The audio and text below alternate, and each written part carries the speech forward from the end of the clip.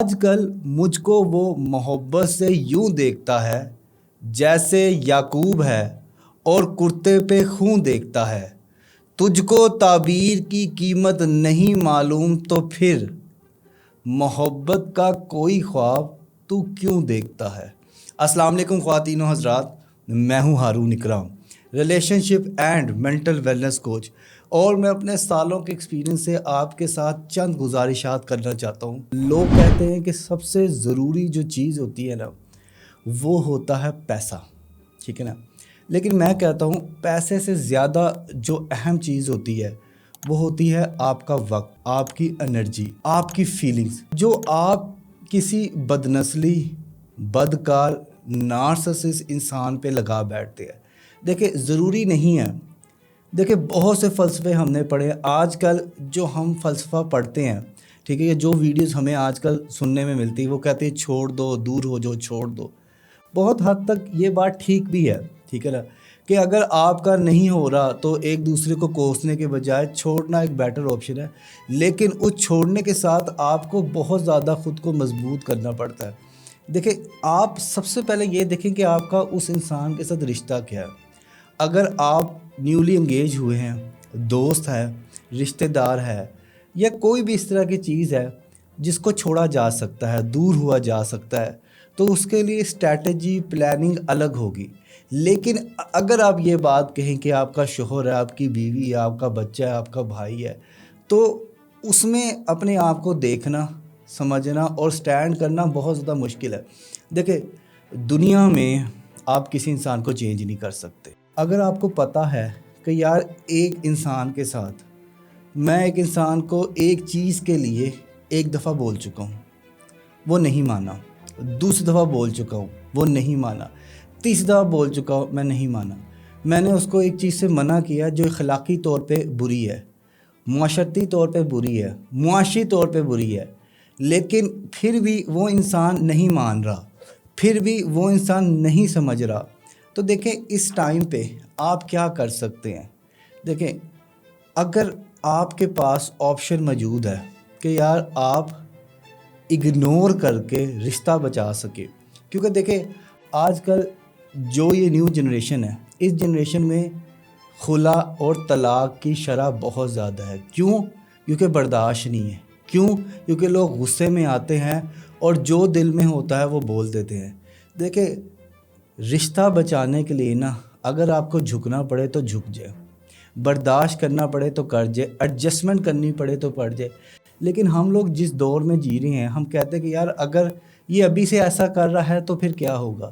اب ایک تھاٹ یہ بھی آتی ہے آپ لوگوں کی طرف سے کہ میں پابندی نہیں سہن کر سکتا، میں غلامی نہیں کر سکتی، میں کپڑے دھونے کے لیے ہی آئی ہوں۔ یہ ڈیفرنٹ تھاٹس ہیں، ٹھیک ہے، جو کہ اکثر مجھے لوگ سناتے ہیں جب میں کاؤنسلنگ کرتا ہوں۔ میرے کلائنٹ دنیا بھر میں یو کے، کینیڈا، آسٹریلیا، امریکہ، دبئی، ٹھیک ہے نا، تو مجھے وہاں سے یہی پتہ لگتا ہے کہ یار ہر انسان کا نا دل ٹوٹا ہوا ہے، ہر انسان کو تکلیف ہے، ہر انسان پریشانی میں ہے، لیکن کچھ لوگ اپنی زندگی کو علیحدگی کی طرف لے کے جا سکتے ہیں، کچھ لوگ علیحدگی کی طرف نہیں جا سکتے۔ جو لوگ چھوڑ نہیں نہ پاتے وہ کہتے ہیں ہمیں شاید ہم میں اتنے گٹس نہیں ہیں، شاید ہم اتنے خوبصورت نہیں ہیں، شاید ہم اتنے طاقتور نہیں ہیں، شاید ہم اتنے امین نہیں ہیں کہ ہم لوگ کسی دوسری لڑکی کو اپروچ کر سکے یا دوسرے شخص کو اپنی طرف متعارف کروا کے شادی کی طرف لے کے جا سکے، کیونکہ انہوں نے ماضی میں اپنے اوپر کچھ زیادہ کام نہیں کیا۔ دیکھیں ہر رشتے کو بچانے کے لیے، سمجھنے کے لیے، سمجھانے کے لیے آپ نے سب سے پہلے اپنے آپ کو سمجھانا ہوتا ہے کہ یار یہ جو رشتہ، یہ جو تعلق لے کے جا رہا ہوں اس کا اینڈ کیا ہے۔ اگر آپ کی شادی نہیں ہوئی تو کیا وہ رشتہ شادی کی طرف جا رہا ہے؟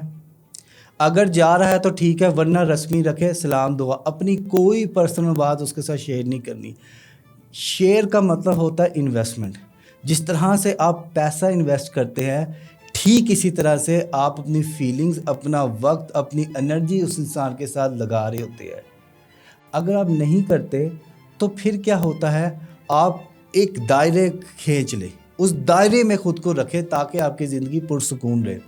اور اگر فرض کریں اگر آپ کو پتہ ہے کہ یار آپ کی بیوی ہے، آپ کے بچے ہیں، آپ نہیں چھوڑ سکتے، آپ نہیں الگ ہو سکتے، آپ کے پاس اور کوئی آپشن نہیں ہے، ٹھیک ہے نا؟ اور آپ فائنینشلی طور پہ بھی اس طرح سے جی رہے ہیں کہ اب آپ کو لگتا ہے کہ یار بس اب کیا کیا جائے۔ اس صورت میں دو چیزیں کرنی ہیں۔ پہلی، سب کو اگنور کرنا شروع کریں۔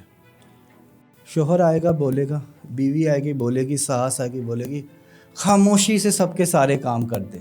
اب آپ کے ذہن میں یہ سوال اٹھے گا کہ سر جب وہ مجھے پسند ہی نہیں تو پھر میں سارے کام ان کے کیوں کروں؟ کیونکہ آپ ان کے گھر میں رہ رہے ہیں، کیونکہ آپ ان کی روٹی کھا رہے ہیں، کیونکہ آپ ان کے بچوں کی ماں ہیں، وہ آپ کے شوہر ہیں، وہ آپ کی ساس ہے، اور آپ کے مرد ہیں اگر تو آپ کو ان کی کفالت کا جو ذمہ ہے وہ اسلام نے دیا ہوا ہے۔ اگنور کرنا سیکھیں۔ اور دوسری بڑی بات، خود پہ کام کرنا سیکھیں۔ دیکھیں، خود پہ کام کرنے سے مراد یہ ہے کہ یار سب سے زیادہ جو ضروری چیز ہے آج کے معاشرے میں وہ یہ ہے کہ آپ کسی طرح بھی کر کے اپنے آپ کو بیزی رکھیں۔ ہر انسان کے پاس ڈیفرنٹ اپرچونٹیز ہوتی ہیں۔ بعض خواتین جم جا سکتی ہیں تو وہ جم جائیں، بعض خواتین کتابیں پڑھ سکتی ہیں تو وہ کتابیں پڑھیں، بعض خواتین اپنے آپ کو مینیج کر سکتی ہے، نیو سکل سیکھ سکتی ہے۔ تو یہ آپ پہ ہے۔ اگر آپ مرد ہیں تو آپ کے لیے پوری دنیا اوپن ہے۔ ایک ہفتے کی چھٹی لے کے گھومنے چلے جائے، ہل سٹیشن پہ چلے جائے، دوستوں کے پاس چلے جائیں، پرانے دوستوں کو فون کر کے پوچھیں کہ یار تم کیسے ہو، کیا چل رہا ہے زندگی میں، کیا حالات و واقعات، اب بتاؤ ہم ملتے ہیں، ہم لوگ جو ہے نا وہ ایک گیٹ ٹوگیدر کرتے ہیں، ٹھیک ہے نا؟